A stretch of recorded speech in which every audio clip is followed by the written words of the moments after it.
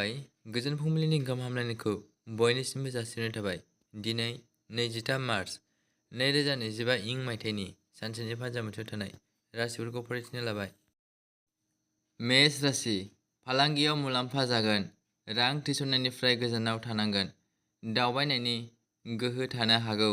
मेष राशिनि खाफाल गोनां अनजिमाया 3 आरो गाबा गोमो गाब। वृष राशि धोनखौ बांनाय नुनो मोनगोन आरो मुलाम्फाया रां थिसननायनिफ्राय फैगोन। गोजाम दावराव दावसिखौ सुस्रांनो हागोन। वृष राशिनि खाफाल गोनां अनजिमाया 5 आरो गाबा सोमखोर गाब। मिथुन राशि रांखान्थियारि महरै मोजां जागोन। मोनसे गिदिर खाबु मोननो हागौ। मिथुन राशिनि खाफाल गोनां अनजिमाया 7 आरो गाबा गोथां। कर्कट राशि रांखौ मोजाङै सामलायनांगौ आरो नाङै खरसानिफ्राय गोजानाव थानांगौ। माखासे जुनिया जाफुंसार जानो हागौ।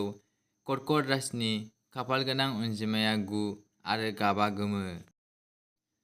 कन्या राशि मोनसे मोजां राङारि थासारि थागोन आरो रां थिसननायाव जाफुंसार जागोन। खामानिनि जायगायाव गोबां जाफुंसार जानो हागौ।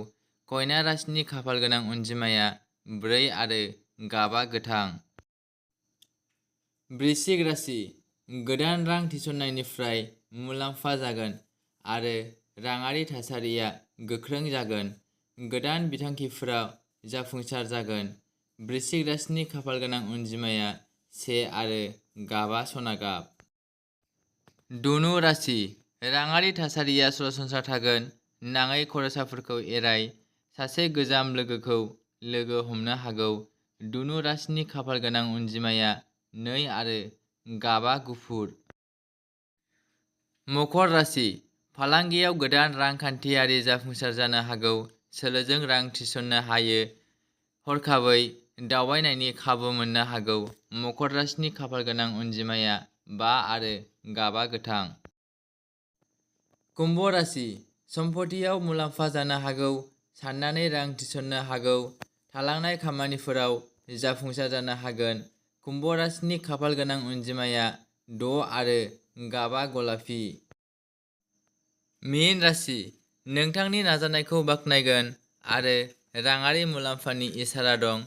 मोजां खौरां मोननो हागौ। मीन राशिनि खाफाल गोनां अनजिमाया 9 आरो गाबा गोजा गाब। दिनैनि राशि फरायनाया एसेनोसै। बेजों लोगोसेयैनो बुहुमनि साफ्रोमबो सुबुंफोरनि थाखाय दिनैनि साना गाहामैनो बारलांनो थाखाय आनान गसाइनाव आरज गाबनाय थाबाय। गोजोन्थों।